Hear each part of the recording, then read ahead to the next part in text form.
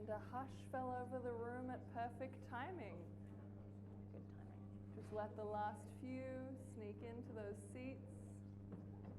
Come on in. It's not too late. I can see seats. I was trapped outside this room in a prior session, so I feel for you. Like, come in, grab a seat before we dive in. I can see a few more over here.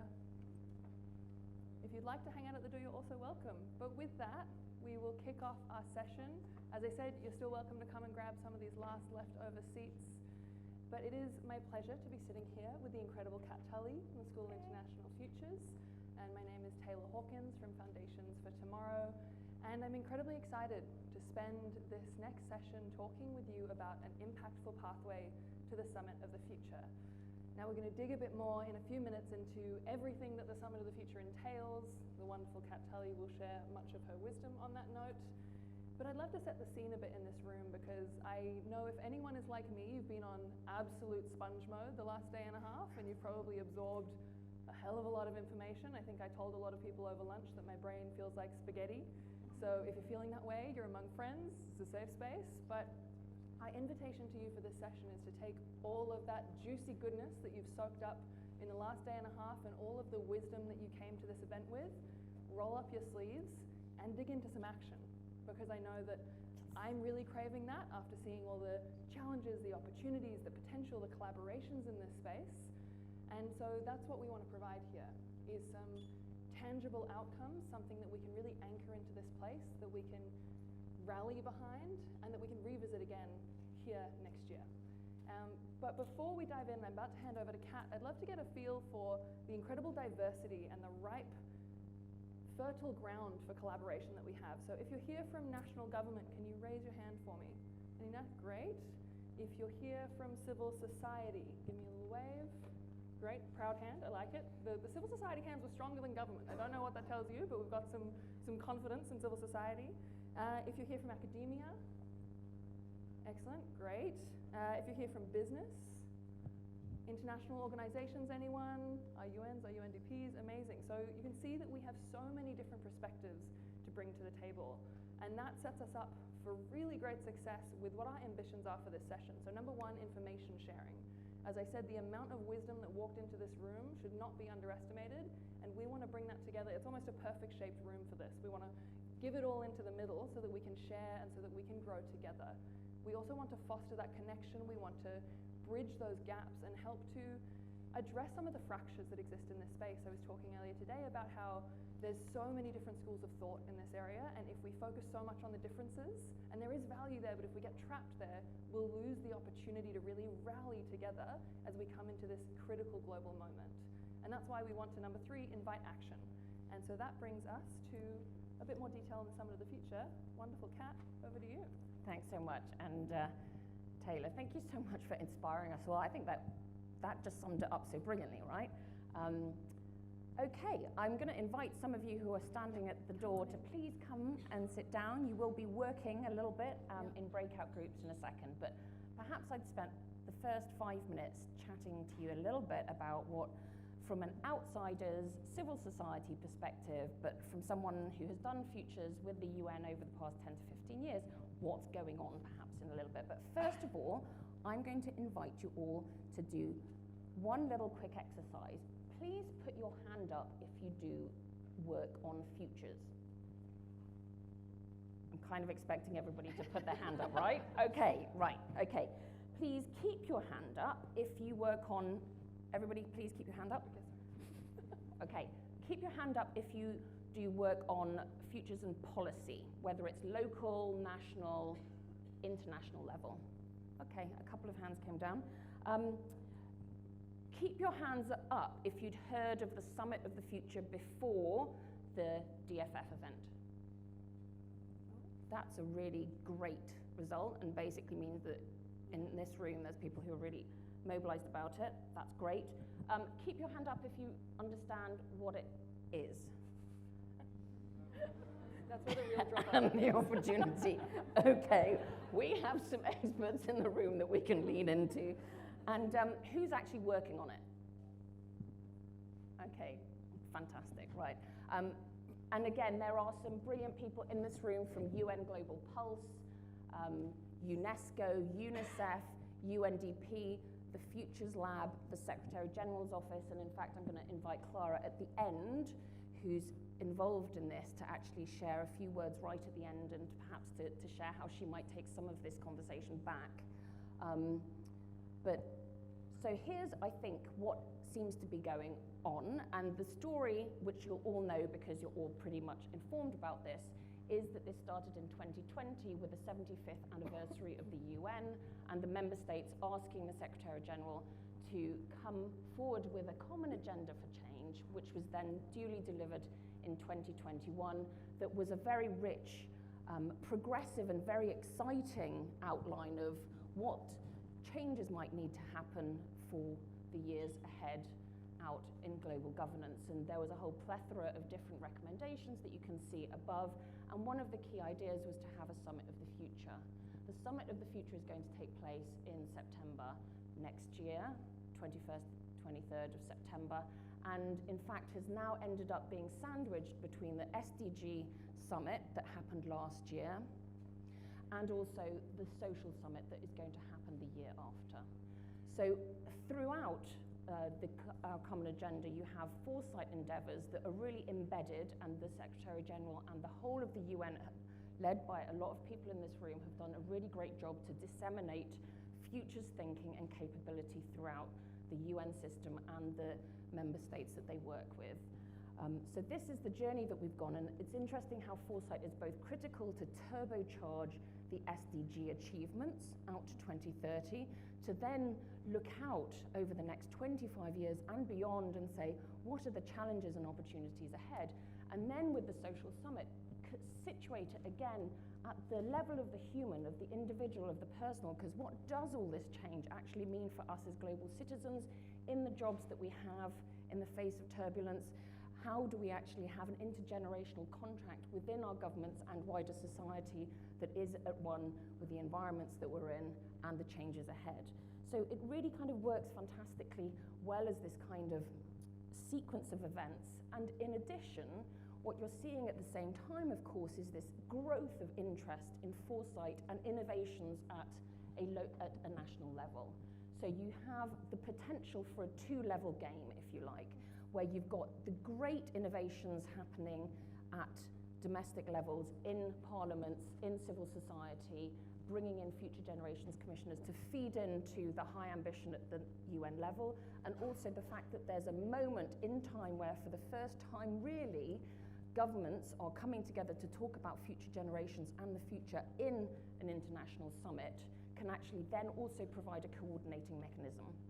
But, and there is always a but, the interesting thing is that the intergovernmental process will have 5 aspects to the pact, to the written declaration that is being written.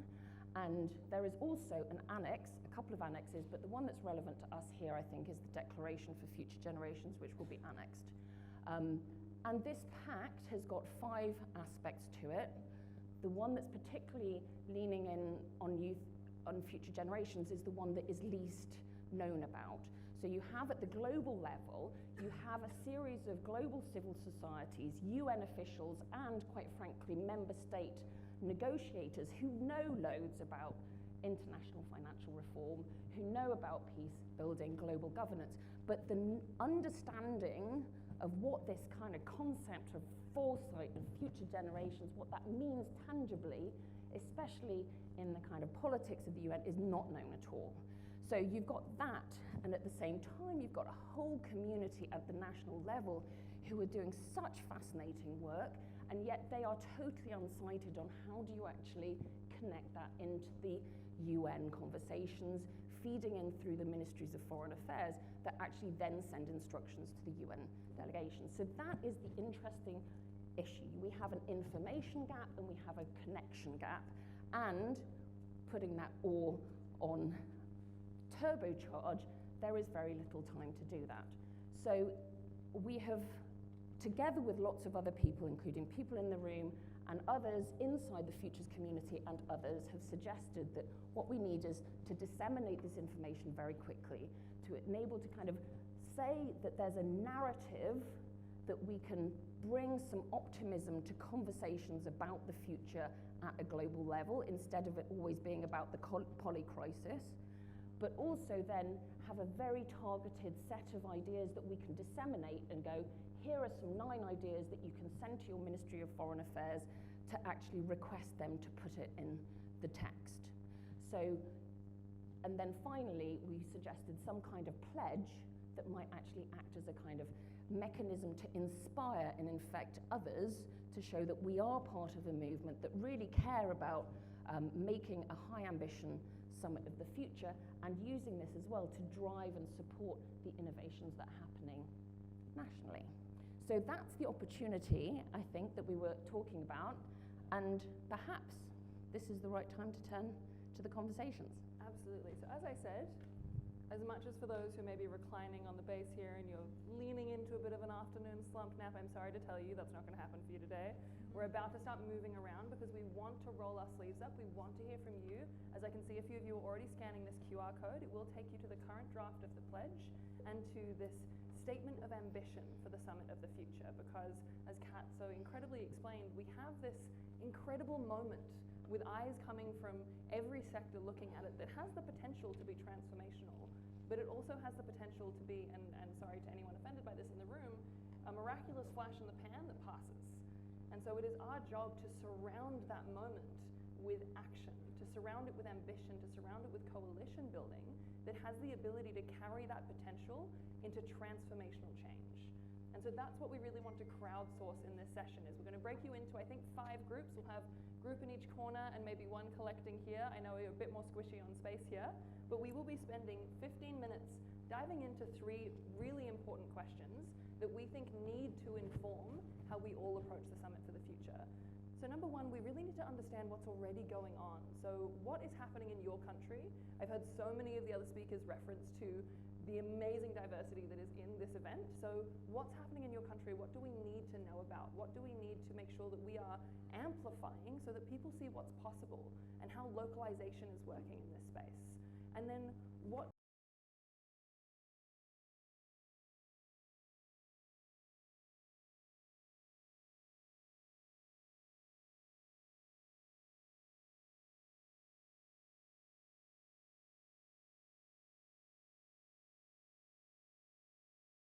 existing and emerging efforts.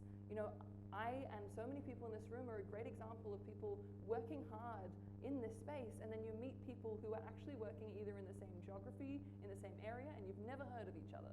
And that's something that we need to overcome. So what's already happening that we can amplify, and how should we be coordinating these incredible existing and emerging efforts? And then number 3, which are the key countries and actors that we feel need to be part of this conversation? And I think for most of us in this room, we probably know a pretty immediate list of that, and we know those who are being overlooked at the moment. So the really critical piece there, and back to the rolling up our sleeves and what does action look like, how should we be bringing them into this conversation? What is the most effective and inclusive and just way to do that? So with that being said, we did our best. It was quite a quick turnover in the room, so it's kind of a scavenger hunt to start with. Number 1, you have a few pieces of paper that you were handed by the incredible team here, so thank you so much for the help on that. So you should have a pen in those, but if anyone feels like taking on their leadership role in this conversation, there's also some big pads and Post-its.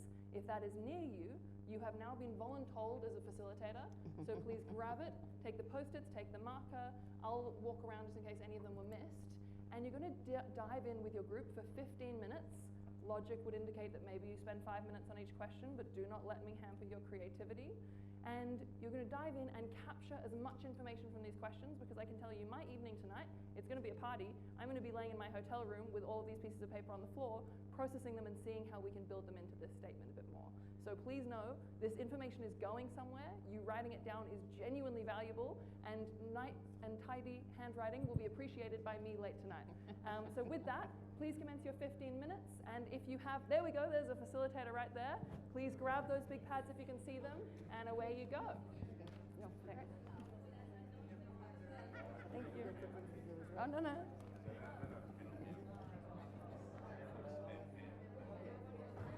Happier. Great. Yeah. Oh, yeah, great. Looking at each other. Oh, like looking lovingly. Good. Thank you. Thank you. I'm just going to do a quick check to make sure. Yep. Hi. You guys okay? You good? I can get you more pieces of paper. You can either. Are you okay with the task? If you want, or you can join whatever feels good to you. Whatever feels.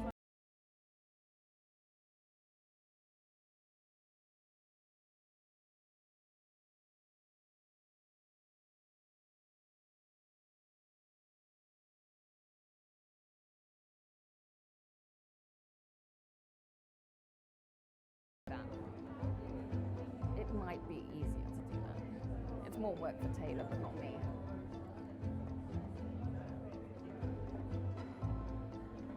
Are you all okay with the task? You can split if you want. At the end. Whatever works for you.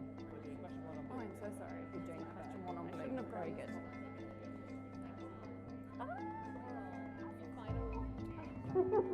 We finally. If it's easy, you can go into smaller groups, whatever works. It's all good. Microphone is still. I won't go to the toilet. So nice to meet you. And you're not here for. I know that Mindy was having a meeting this particular time. We're just in small groups. You can join a group. Let's catch up.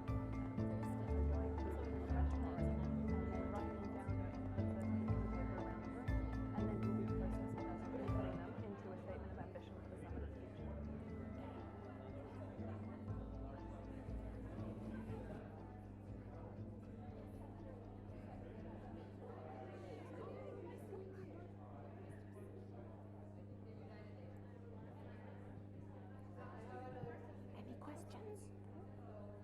Okay. Okay, good. They might split up.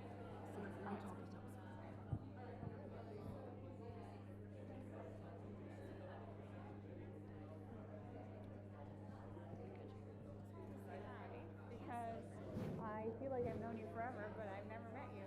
I work for WHO with Amy. Well, Amy's no longer with us, but Jeanette is here. Is Amy not? Sorry, this is still on.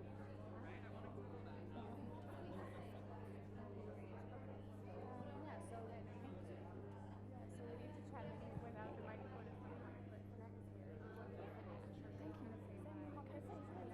Oh, she's in sessions, but then Are you around tomorrow? I am. I think she's leaving tomorrow. There's no grab and probably should. Great, because yeah, and I work with Pete. I adore him. So yeah. We all do. Sadly, we can't replicate Pete. The future's world would be a lot better. It would be a lot better if that could happen.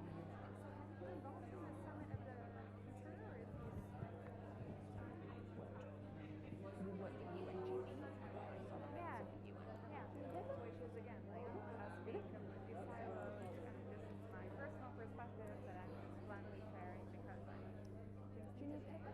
You good? but yeah, These ones, write things down, and then we'll capture them. Do you need paper? Are you good? And with the pledge, you're asking people to do things informally in their personal capacity, not in their organisational capacity. But I think here you can probably say in your organisational capacity. yeah, and I think checking in with Clara, I think, who is organizing this to see what we can do and just collaborate on things. That'd be great. Hi, sorry to interrupt, Clara. Oh my God, hi. Yeah. On like what mainly do you wish me to like how do you want to close the session and stuff? So you'll be reading the results. Not huge amounts, I think. Taylor's taking feedback. We're just going to talk about next steps, really, like what's happening, Perfect. how to feed in.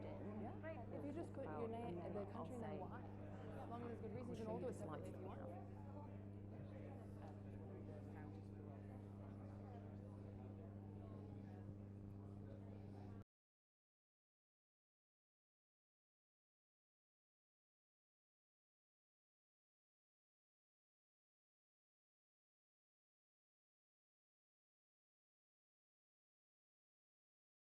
Hey,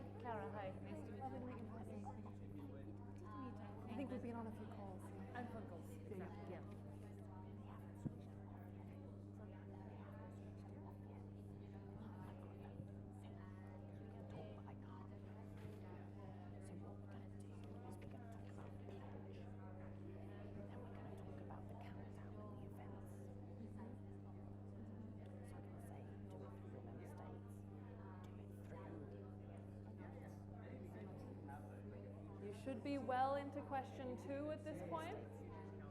Member states. And then this is the 13th. And then civil society conference, and then something like that. I'll say that there's lots of other things happening. Shall I come to you right at the end after I say that, and then go, Clara, what do you suggest? What are the top things that you have to say to people who want to influence either their government or directly to the UN, and talk about the Pact Plus? That's difficult. Okay. Yeah. Okay, so how do you influence the UN directly? Okay, great. We'll be starting in a few minutes. First of all, maybe close and ask if people have some. I mean, obviously there will be a Q&A. Because like, I'm not so opposed to What would you like to say that like you would like to hear ideas? You're here to hear ideas, and that you'll feed them into. say maybe that I'm going to add a few words or few steps. Yeah. So So and then ask if they have any questions. So basically, I'll go to Clara after I talk through this, and then she'll go from her to you. Yeah, and we'll hand you the handheld mic.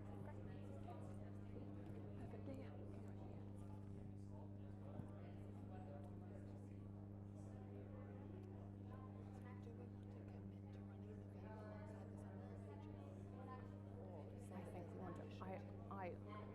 I'm up for doing that. I'm up for like locking it in. Lock it in.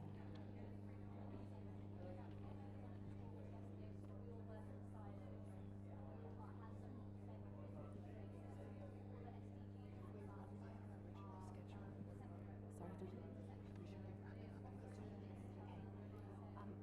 So I will come in before we go to in terms of order. We were going to do plenary feedback and then Clara and then me, but it makes more sense for us to do plenary feedback and then me. This is the original. This is the original. This should come after me. So we'll do discussion.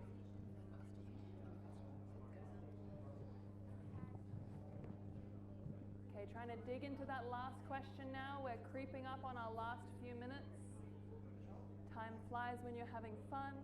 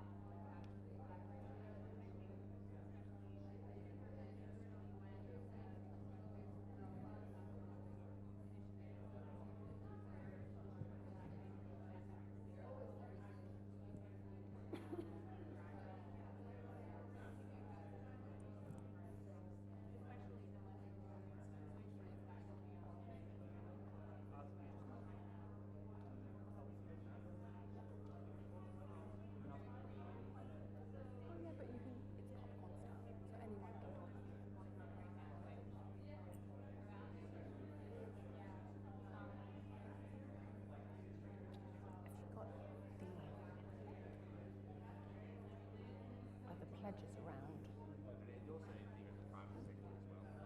The pledges. Are they on there already? You've got them. It's okay. I'll take a look actually. I'll keep them. I just thought it was a distraction. I'm sorry. Yeah, I didn't realise that that's what they were. No, that's brilliant.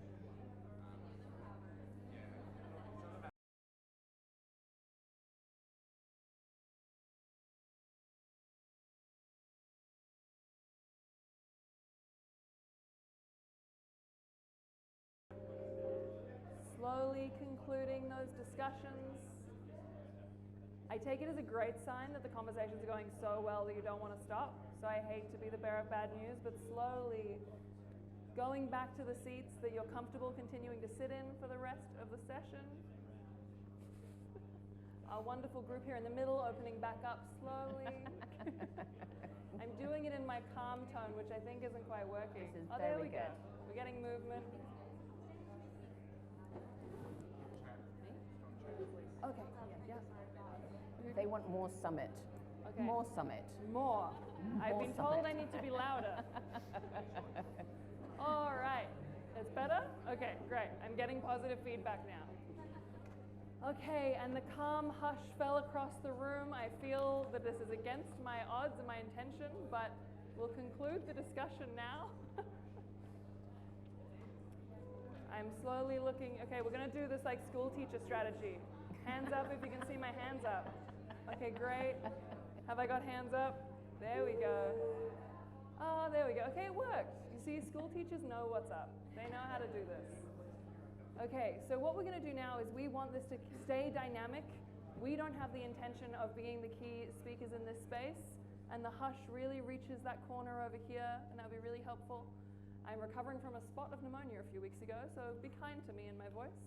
Guilt them into it. Pardon? Guilt them into guilt. it. You see, I tried a few other strategies, and guilt seems to be the one that worked. So we're going to spend the next 10 minutes hearing from these groups.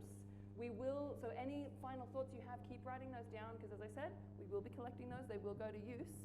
But we'd love to open that to the room. One of our wonderful colleagues from the forum has a microphone that will materialize near you.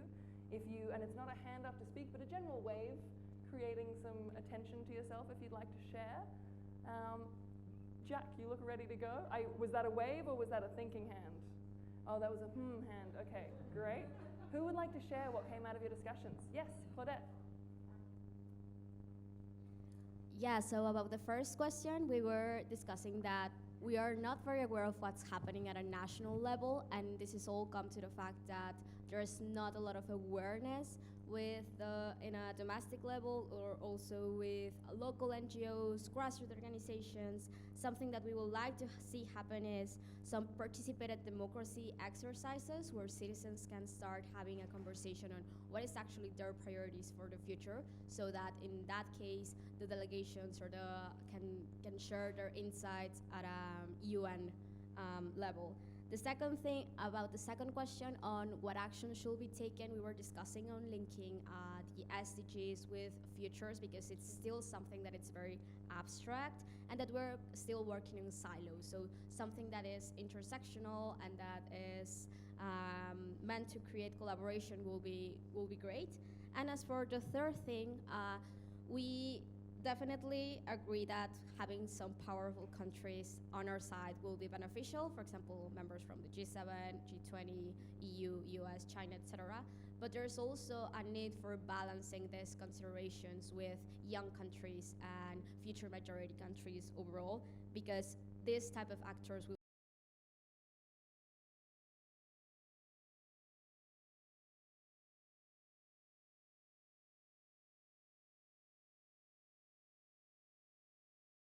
Great, and then we'll head over into the corner, but we'll start with Jack, and then we'll hop forward. That's all good. Oh, there we go. It's a surprise. Hi, Juliana from Parque Explora Science Center in Colombia. So, for the first question, we in some places like in Colombia and South America, we're building futuristic skills for youth and for vulnerable people, not like from futurist to futurist, but from futurist to like community. And we think these local experiences should be in the forum. We discussed about having like a local futurist or a local commission that is diverse, that will be involved in the forum. And we wondered, there are many problems that need to be solved and will be solved in the future. How does the summit contribute to each of them? For the second question, which was, I cannot see without my glasses, what actions should be taken, something like that.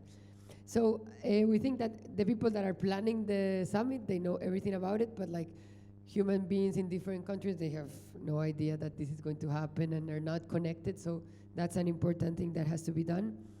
We know that UN normally cannot mandate and tell you have to do this, but we think that there has to be an accountability in what is spoken there. We also think that this would be a great opportunity for the summit to plant a seed where things are not organized as they're usually organized in the UN by countries, because these correspond to very individual interests. So it could be a pilot to start thinking differently. And in the third question, who should we invite? We think that because there were two of us that work in science centers of the future, we think we should invite science centers and museums. We should invite Forums, which is a network of museums of the future. We should invite the Global South. Usually when we imagine the future, it's imagined from the North, and we should invite South. And we should invite, in that sense, science fiction, climate fiction, and Sur fiction, which is fiction from the South. Okay. Amazing, thank you. I think we'll head into this back corner next. And then please know, these pockets, you're not getting away scot-free. We're coming for you in a second. Hi, my name is Jack Obellis. I represent UN Foundation as a Next Generation Fellow and a UNICEF Youth Foresight Fellow. I might feel a little bit grumpy, but I'm a little bit conflicted with question 2. So question 2 for me was, I'm trying to think about how prescriptive do we become, that there are a set of these models. These are the top 5 things that you should see in each country when it comes to future generations. Now that's a bit prescriptive, that's kind of us telling the world what they need to do. So that's the one side, versus a far more organic, agile kind of approach, which is up to each country to work through. The confliction sits when we're trying to then monitor the progress or measure something, and accountability, and have some consistency in how we measure. So I think the question around measuring how we do this needs to sit somewhere, that we know we're doing good. How do we know we're achieving something here? So I don't know if there's a balance between finding something that is prescriptive versus giving that freedom on the other side. I also think that we need to very fast collectively agree around terminology. So we need to very quickly appreciate what we mean by future generations, that it's not the same as youth. And if it has taken the member states quite a long time, and probably still taking a long time, to appreciate that distinction and other terminologies and definitions that will come with future generations. Until we get that, it's going to be very hard for us to get further into the detail about how we then deliver. The third confliction, and I'll end it just on 3, is I think that we have quite the challenge in this Pact for the Future, in that we are looking to address the chapter on youth and future generations as a movement of people interested in that space, as well as the energy to try and influence the Declaration for Future Generations. So we've got 2 things that we need to do, which is not the same for everybody else in other sectors who may only want to influence the peace particular chapter, or I'm being simple about it. So I think we need to find a way of coalition building and understanding which one are we targeting and how we're going to target those 2 things. And it might be separate in terms of the approaches, but we've got to find the strategy around where do we put our energy and where do we find our USPs in that. So sorry, I'm feeling a little grumpy. That was great, thank you. I do want to sweep quickly to this side of the room, and then I know we're running out of time. So we'll give Sabrina a few moments to get across the room, and while she does, someone will choose to put their hand up. There we go. You see, the system works perfectly. Hi everyone, I'm Alicia Richens, one of the NGFP fellows. We had a cool conversation that's really focused on question 1 and a little bit on the others. In terms of what's happening, a lot of not much, I don't know, which circles back to the first group talking about a lack of awareness. Though we did have some notes around Bangladesh specifically having more of a focus on foresight and futures in government, and having more longer term thinking about visions and planning. What we want to see happen a lot, more stronger cultural dimension. How will people be represented? How will future generations be represented? How to develop more trust between people and their governments and organizations, more democratic spaces for future thinking in every community, including everyone in the conversation, more education and transparency to make that possible, including global perspectives at the local level, alternative measures of success, example, thinking about degrowth, the happiness index, moving beyond GDP, and really focusing on a plurality, a variety of visions, futures with a big S. And we had a big note at the bottom that this should be called the Summit of the Futures. For question 2, we talked about the need for better collaboration between international organizations, though that is very difficult. So we talked about promoting more means of collaboration, changing the rules of the game when it comes to international collaboration, and rethinking and reconsidering what global governance looks like. And then finally, around number 3, we talked about really including storytellers into the mix, more third sector representation, having more alternative stakeholders and informal networks, and finding ways around the challenges of tapping into those informal networks. Thank you. Perfect. Now I think we have time for one more, so would love to see a hand emerge on this side of the room as well. Thank you, Sabrina. And if you had a thought that you didn't manage to share, think of us like pen pals. Write it down. I'll read it tonight. I'll make sure that we capture it in the work. But with that, over to you. All right. So our group was fairly nicely representative of different content.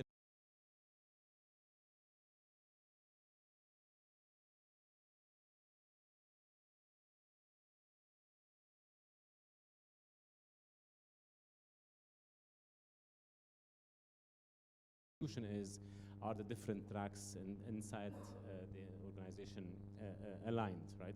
So how are those negotiations happening? In general, we want to learn from different experiences, right? Especially COVID and what happened. It's a moment of convergence rather than anything else. So not to go back into that. However, I think we're definitely aligned, or not definitely, we're aligned that going another route than the institutional one on building coalitions, right? On going integrating networks across borders, are deeply representative of different parts of society. Anyone else would like to add? Perfect. Sorry, we didn't get to question 2 and 3. That's Was okay. that You did blurred?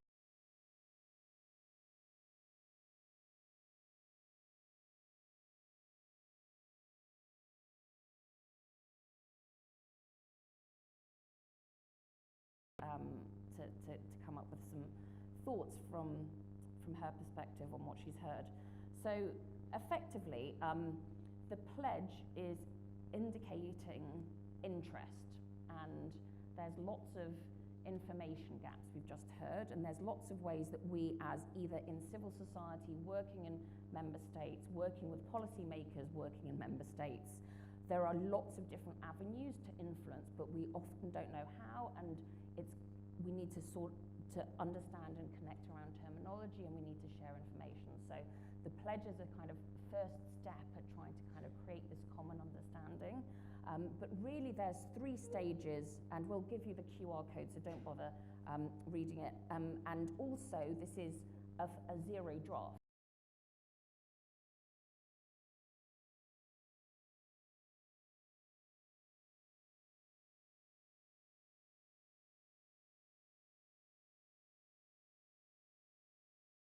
To Namibia and Germany, who are the 2 conveners.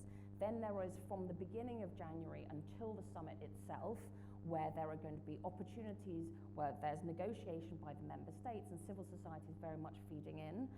There'll be various events, and we'll look forward to hearing about PAC Plus. But then, and I think this is what we need to remember, the summit is a means to an end, and in particular the opportunity is what happens after the summit in our countries, and whether we can activate and catalyse transformative anticipatory government and in our countries as a result, whether it's in part the way that we think about future generations and the long term in our parliaments, policy making and civil society. So that's, I think, the name of the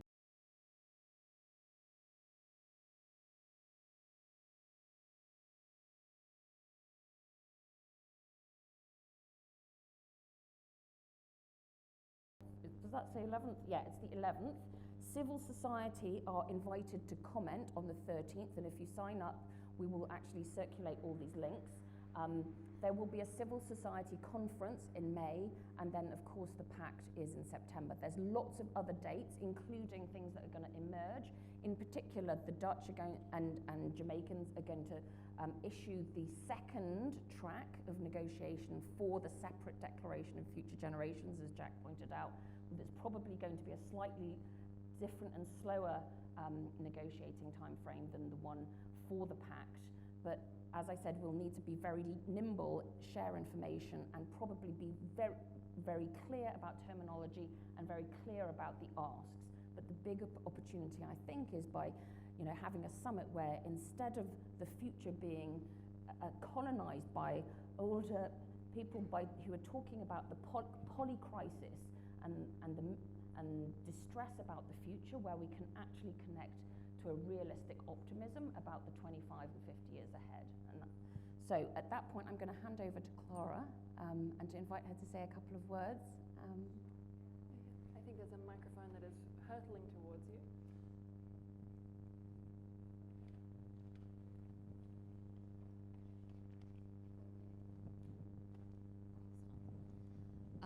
Thank you very much for first of all, for the session. Thank you to you both, because it's great to have this open discussion on the Summit of the Future and what you hope it's going to be, and how you, civil society, and other actors can bring as much as possible to the table. So I'm just going to say a few words, trying to maybe recap some of the questions that came up and some of the gaps that that went into the conversation. So I work in the executive office, of the Secretary General, in the team working on the Summit of the Future, which basically means concretely trying to bridge the gap constantly between member states and what they are doing, what they're advancing, and what they're negotiating at the General Assembly, and other expectations, namely ours, yours, civil society, academia, and what's out there. So we're kind of constantly juggling back and forth between what's out there in terms of thoughts and hopes, and what can be actually achieved, including politically, at the General Assembly. And maybe just taking a step back here, I think one of the key roles of the civil society and you, actually, and in whatever capacity, is really, to a certain extent, to show. Your role is to do innovative things, and our role is to show member states that they are actually not new anymore, and they can agree on them. Like, we're not asking them to do something crazy. We're just asking them to take stock of the world, the way it looks like today and the way it should look like afterwards. So basically what you're doing now should be already agreed upon, and we are kind of stepping in with all these propositions to show them, with our common agenda, that all these things are there, and it's time for some of the international institutions and texts to maybe change and evolve and take stock. So one of the things that we hope you can do, and that you're helping the Secretariat to do, is really show what's already going on out there in terms of foresight, in terms of making decisions, in terms of having other actors participating. And I think this forum has been a great occasion for that. I heard a question on the process, on who's in the lead, how things are going to look like. So Kat, thanks a lot for the chronology you showed. I think that's very clear, and you summarized pretty much the key steps. So as you were saying, the process is in the hands of member states for the Pact for the Future. So that's really for the process that's gonna start formally in January. Right now, they are collecting inputs from member states, but also from you until December the 31st. There is a call for participation that should be on our website in about 2 or 3 days at the end of this week. So I invite you to go to our website as regularly as you can and just refresh the page, and it's going to be there very soon. And send your inputs there. Once all these inputs will be collected, they will put together a text, a zero draft declaration, which they will start discussing in January until the summer. We hope that by the summer they will be done, but it might drag on a bit later, depending on how consultations go. But that's for the very formal part. The less formal part is about creating momentum to make sure that once they arrive in September in New York, part of the things they will be there to agree on will actually be already so obvious, because you will have shown that they're already being done, that that's where we'll be. So this is the kind of the second part of the agenda, where to a certain extent we all have much more agency. I I'll take a look at my notes on all of the questions, on some of the questions that were asked. I love the point about the Summit of the Futures. Be sure that I will bring it back. I think the reason we speak of the future in singular is because it's to make sure that it's one common future, actually, and not different futures depending on which region we live in. And that's also the whole goal of the Pact for the Future, because some member states complain that it's too broad and it touches on too many areas. And I think the whole goal of recreating a whole pact was to show that every area of decision making has to be kind of leveraged and thought about differently. So hence the singular in the future. I don't know if I've addressed the key points. I don't want to be too long. That's, I think, the key issues I thought were interesting, important to raise. Now, I'm aware, thank you so much, Clara. I'm aware that we're running a smidge over time. We're about 2 minutes away from being done. So a few closing comments. Once again, this QR code, if you're feeling a bit overwhelmed by all the dates, all the ideas, all the cues for ways to get involved, the solve for that feeling is to scan the code, join the pledge, and then we will spoon feed you each step of the way. So you'll then be hearing from us. We'll let you know when you can contribute and how. And really, as we said, like coalition build and be unified in that effort. So our 3 calls to action for you is number 1, in the lead up to the summit right now, from this moment, sign the pledge, share it around, help to build this coalition and this unified momentum. Number 2, mobilize and support others. So this isn't just a one way of let's coalition build so we can be supported.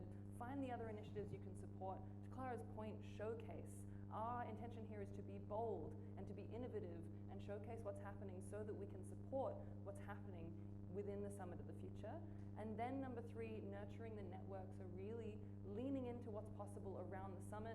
Kat and I spoke just before, and we want to make the bold commitment to support activity on the sidelines of the summit, so not just relying on that formal event being the one place for impact to happen, but investing in creating additional spaces around that for us to make this impact long term. So it's not that flash in the pan, but it is this incredible milestone that it can be for transformational change that can unify and so much to the ambitions of what Clara just mentioned. So once again, I'll close with, if you want to be involved in that, scan the QR code, join the pledge, and then we'll keep you posted on how all of that will come to life. But Kat, any closing comments from you?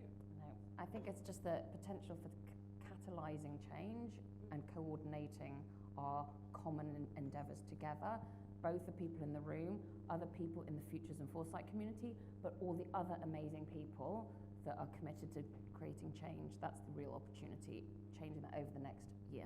Absolutely. Well, thank you all for your time, and wishing you a wonderful rest of the forum. Thank you very much. Great. Thank you.